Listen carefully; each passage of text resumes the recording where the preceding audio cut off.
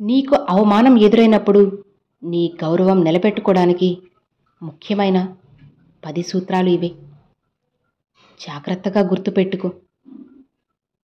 మన జీవితం అనేక మలుపులు తిరుగుతుంది.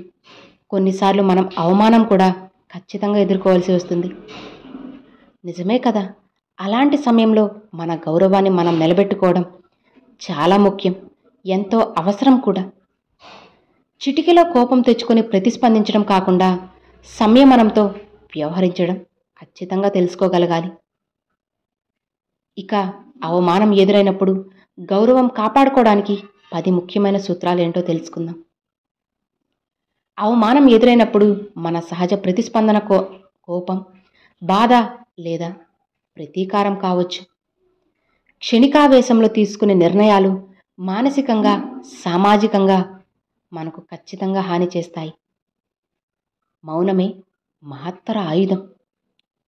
అవమానం ఎదురైనప్పుడు తక్షణమే స్పందించకుండా కాస్త సమయం అనేది మీరు తీసుకోవాలి. నేరుగా తిట్టిపోటీగా సమాధానం ఇవ్వడం కంటే మౌనంగా ఉండటమే మీ గౌరవాన్ని ఎక్కువ రెట్లు కాపాడుతుంది. ఇక నీతి శాస్త్రం ప్రకారం మౌనమే ఒక గొప్ప తపస్సు. అలానే స్వీయ పరిశీలన చేసుకోండి. మీరు ఎందుకు అవమానం అనుభవించాల్సి వచ్చింది ఆలోచించండి. ఇందులో మీ పాత్ర ఏమైనా ఉందా? ఇతరుల నుంచి తప్పు జరిగి ఉంటే వారిని మీరు తప్పు పట్టొచ్చు, కానీ మీలో ఉన్న లోపాలను తెలుసుకోవడం కూడా ఎంతో అవసరమని గుర్తుపెట్టుకో. ఇక 4, తెలివిగా స్పందించడం. కోపంతో స్పందించడం కాకుండా మీ మాటల ద్వారా న్యాయం చెప్పే ప్రయత్నం ఖచ్చితంగా మీరు చేయాలి. ఆలోచించి మాట్లాడితే ఎదుటివారు కూడా మీ వ్యక్తిత్వాన్ని చాలా మంచిగా గౌరవిస్తారు. అలానే మీరు పనిచేసే విధానం అనేది మార్చుకోవాలి. ఎవరైనా మిమ్మల్ని అవమానిస్తే వారితో మీరు పోటాపోటీగా పోటీ పడ్డం కాదు, మీరు మీలో ఉన్న విశిష్టతను ఇంకా మరింత మెరుగుపరుచుకోవాలి. మీ పనితనం, విజయం ద్వారా వాళ్ళకి సమాధానం చెప్పండి. అలానే మీలో ఉన్న అహంకారాన్ని పూర్తిగా విడిచిపెట్టండి. మనలో ఉన్న అహంకారం వల్లే మనకి అవమానం అనేది వస్తుంది. వినయం ఉంటే మనం అవమానాన్ని చిన్న విషయంగా తీసుకోగలం. కాబట్టి అహంకారాన్ని తగ్గించుకోవడం మనకి ఎంతో ముఖ్యమైన అవసరమని గుర్తుపెట్టుకో. నమ్మకమైన వ్యక్తులతో మాత్రమే మాట్లాడండి. మీరు బాధపడుతున్నప్పుడు మీకు నమ్మకమైన కుటుంబ సభ్యులు, స్నేహితులతో వీళ్ళతో మాత్రమే మనసు విప్పి మాట్లాడండి. వాళ్ళ సలహాలు మీ మనసుకు ఊరట, శాంతినిస్తాయి. అలానే అవమానం పూర్తిగా మీ శక్తిగా మలుచుకోండి. అవమానం మన జీవితంలో మంచి మోటివేషన్గా మారుతుంది.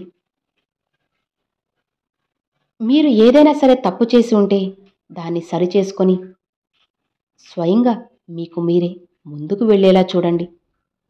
ఎవరి మాటలైనా మీ ఎదుగుదలకు అడ్డంకి కాకుండా ప్రేరణగా తీసుకోండి.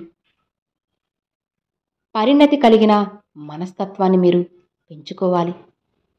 చిన్న విషయాలకు బాధపడకుండా జీవితం గురించి విస్తృతంగా ఆలోచించే గుణాన్ని పెంచుకోండి.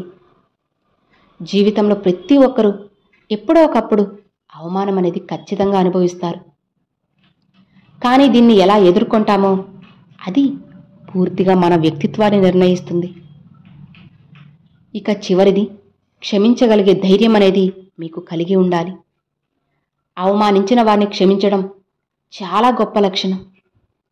క్షమించడం ద్వారా మనం పూర్తిగా మన భారాన్ని తగ్గించుకోవచ్చు. క్షమించగలిగిన మనసు ఉన్నప్పుడు మనం ఎప్పుడూ కూడా గౌరవాన్ని నిలబెట్టుకోవచ్చు.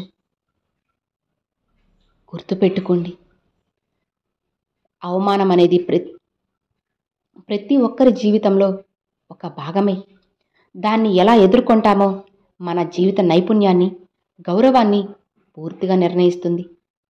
నిగ్రహం, తెలివి, ఆత్మవిశ్వాసం ఉంటే ఎలాంటి అవమానాన్నైనా మన గౌరవాన్ని కాపాడుకుంటూ ధైర్యంగా మనం ఎదుర్కోవచ్చు. సో విన్నారు కదా, ఇవన్నీ మీరు మనసులో పెట్టుకొని ముందుకు వెళ్ళండి.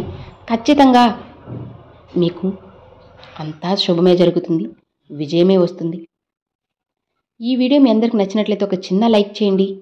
మీ ఫ్రెండ్స్ అండ్ ఫ్యామిలీస్కి షేర్ చేయండి. ఫస్ట్గా మన ఛానల్ చూసేవాళ్ళు సబ్స్క్రైబ్ చేసి సపోర్ట్ చేయండి ఫ్రెండ్స్. Thanks for watching. ఓం నమః శివాయ. శివాయ నమః.